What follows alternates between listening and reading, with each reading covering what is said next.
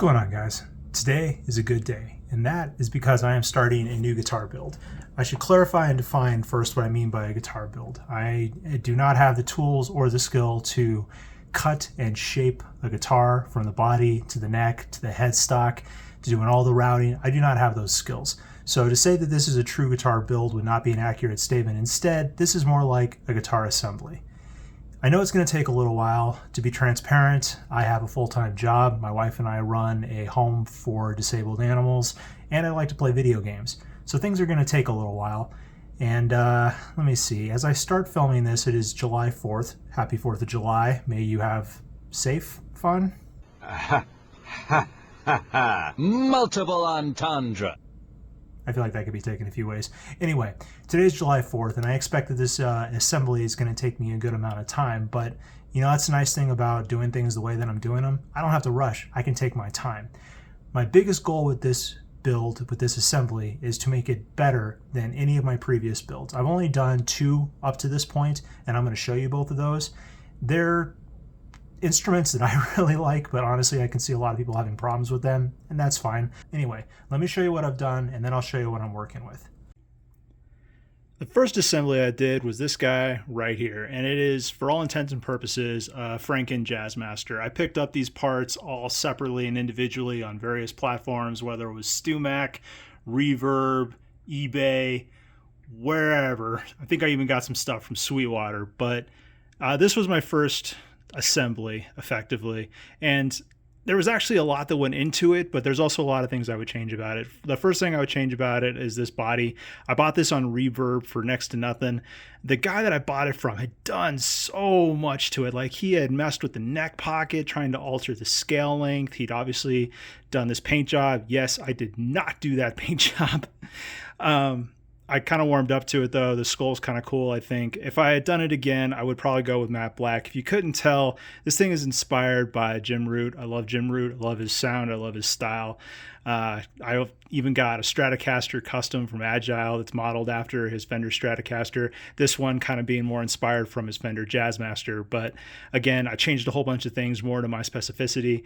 I've got the hip shot bridge on there. I've got just a single volume knob with 3-way selector switch. I think it's actually cutting off some of the voices from the Fishman Fluence Modern pickups, but it's not the end of the world. I still really like the way the pickups sound. I am not, despite the fact that I like Jim Root so much, not a Fender guy. However, I do really like this Jazzmaster replacement Fender neck. This thing feels and looks awesome. I love the neck. And I do have the hip shot locking tuners up there. I really like that.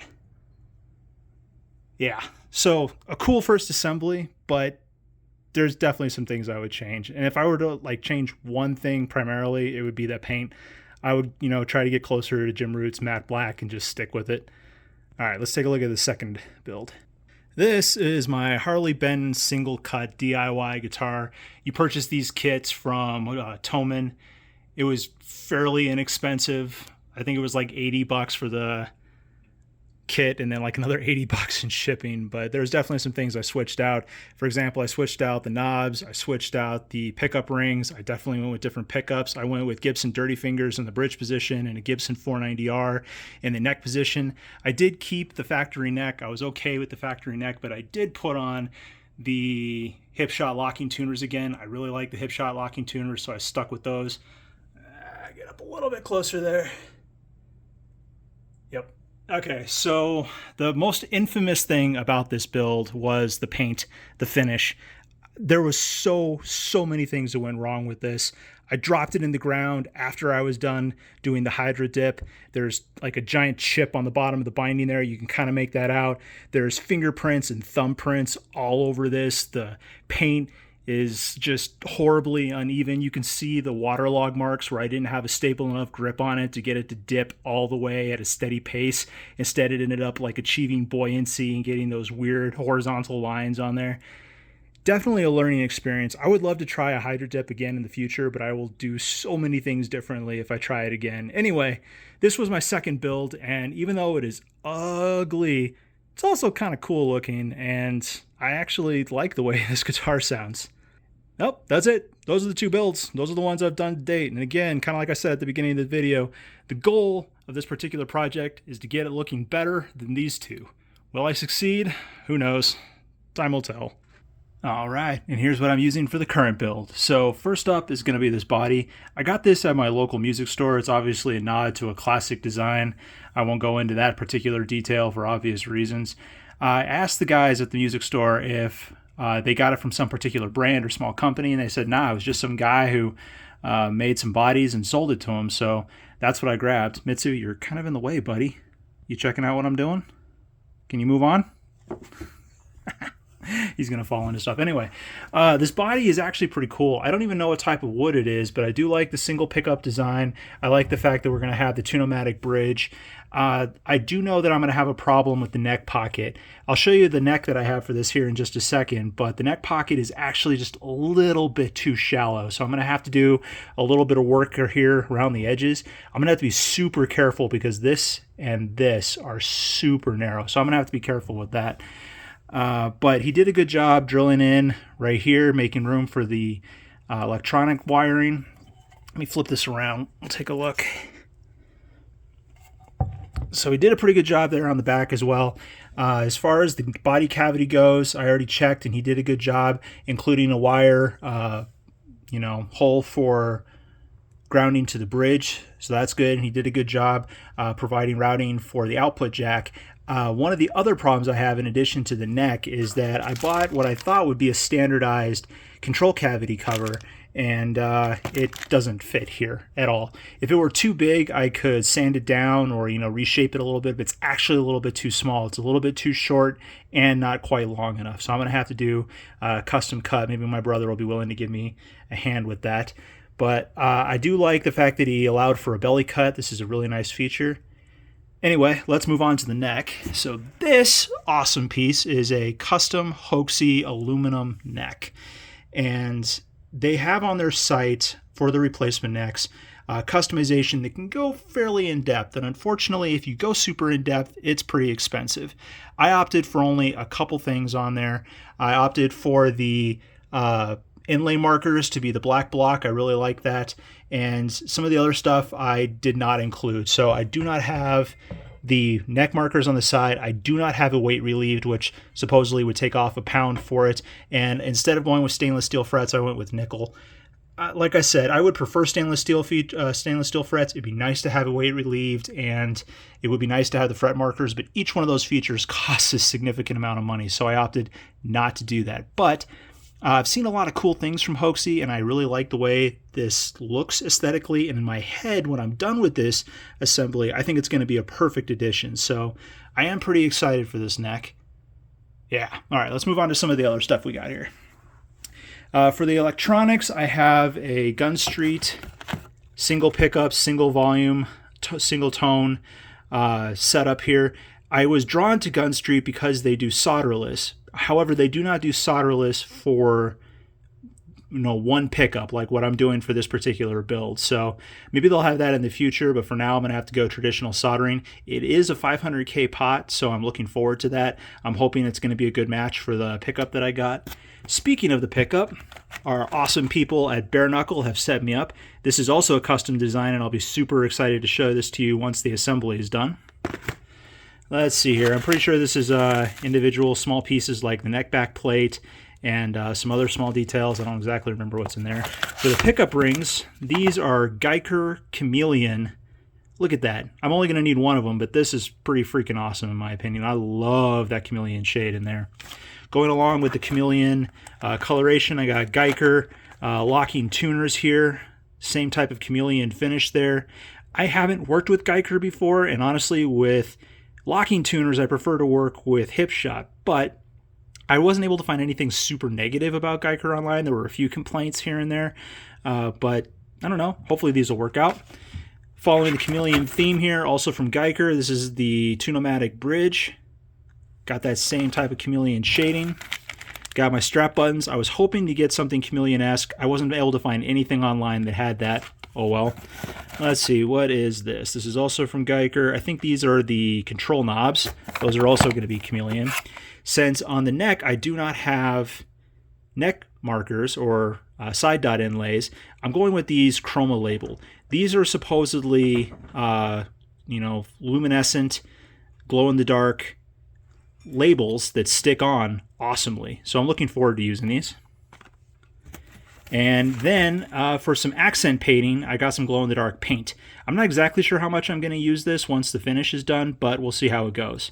As far as the actual finish goes, I kind of want it to be a surprise, so I'm not showing you what I'm doing for the actual coloration or any of the finish, but hopefully that'll be exciting to see once I'm done with it.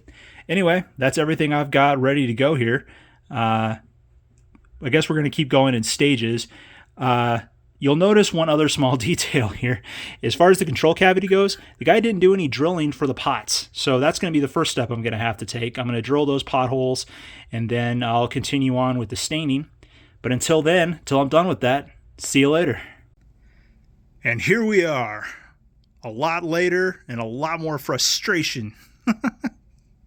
This is not what I started off with. Like, this was not my intent when I started this assembly. I wanted to do just a straight up blue stain with a black burst, and I quickly learned that I do not have the experience or even the proper staining tools to accomplish that effect.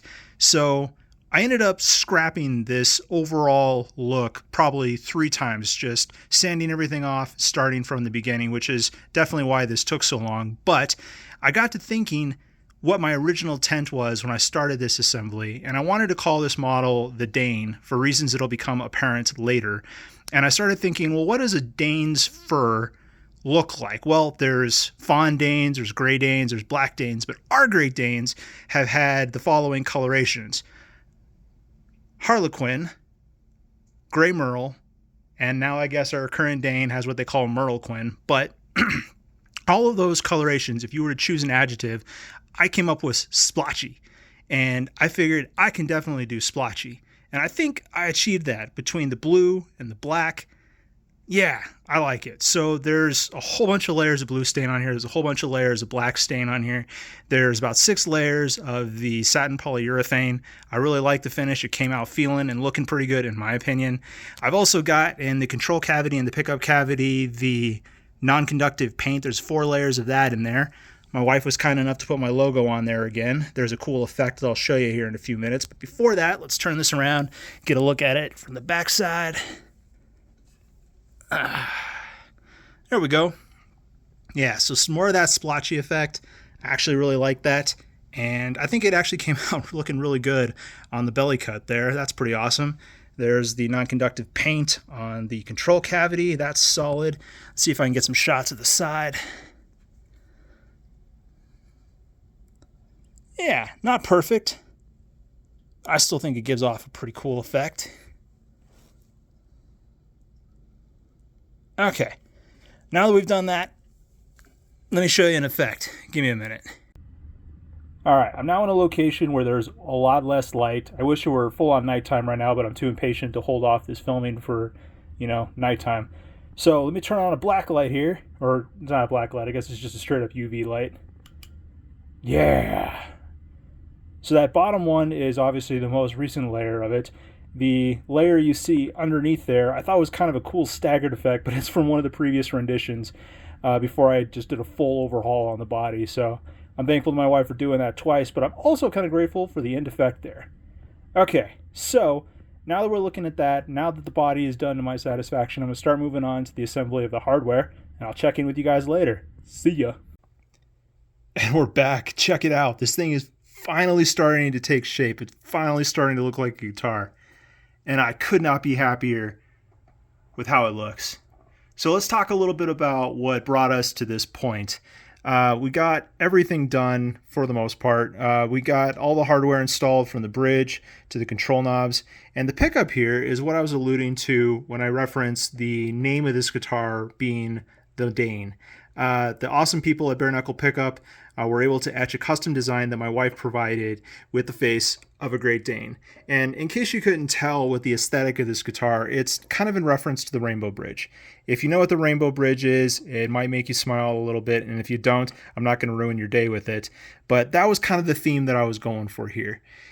And I did have to bring this guitar over to my brother. He did have to do a lot of work with me. We had to set aside some time to get some stuff done. He was kind enough to do a lot of routing in the neck and to get that pocket to a place where the hoaxy neck would fit properly and that it wouldn't be uneven or bulging anywhere. So he did a lot of routing for that. I was very appreciative. Between the two of us, we were able to re-drill each of the holes where the bushings go for the bridge. They just, for whatever reason, they weren't fitting what I had, so we re-drilled all of them. You can't see too well from the front, but if I shimmy a little bit here to the side, you can see where I got a little bit too overzealous on those two holes and split the wood. It's unfortunate, but it's not the end of the world. It's no sacrifice to stability, so I'm not worried about the durability here. Everything looks like it's in good order. The pickup is also a little bit crooked, but I'm not worried about it. I don't think it's going to be a problem, and it's definitely not going to be a problem with the functionality. So I'm actually okay with the pickup being just a little bit crooked. There's definitely some things I need to complete here. When I started putting in the strap button down here, this one was successful, but I tried to put one up here behind the guitar on the top left horn there, and I had too much torque on the drill and it ripped out immediately. So I think I'm going to try again, but this time I'm going to put it right up here. I think it might fit a little bit better and the wood might be a little bit more sturdy right there, so hopefully I won't have the same results. I need to install the input jack plate, and I need to get the tuning machines installed up here at the top. But other than that, we are very close to the finish line. So once all of that is done, I'm going to bring this to the local luthier/guitar tech, and he'll do a setup for me. Make sure the intonation is spot on, and then I'll check back in with you guys. Until then, later. And it's finally done. I know, not a lot has changed, but it's the small details that matter. This thing's undergone a full setup from my local guitar guru. What's left now is to do a full sound demo and a spec roll, and then we'll just get some last thoughts and we'll wrap it up. See you in a minute.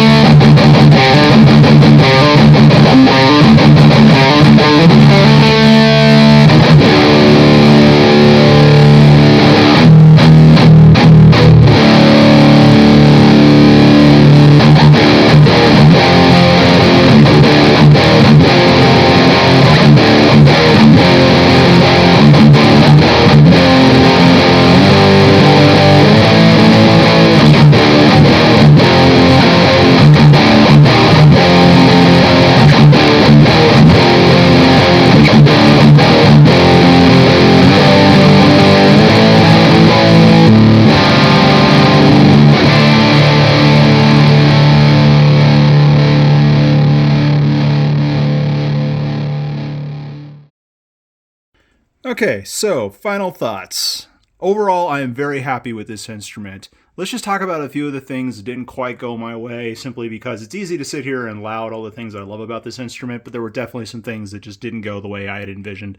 First off, the strap buttons, the locking strap buttons, I'm not really a fan of the aesthetic. I don't like these saucer things here on the end, but that said, they are very functional. While trying to install them, I had some difficulty because originally I had tried to install the strap button on the back of the guitar to kind of give it a different profile from the front. And when I was installing them, the drill just ripped the screw head right off. So even as we speak, there is a screw stuck in the back of the guitar. There's nothing I can do about that.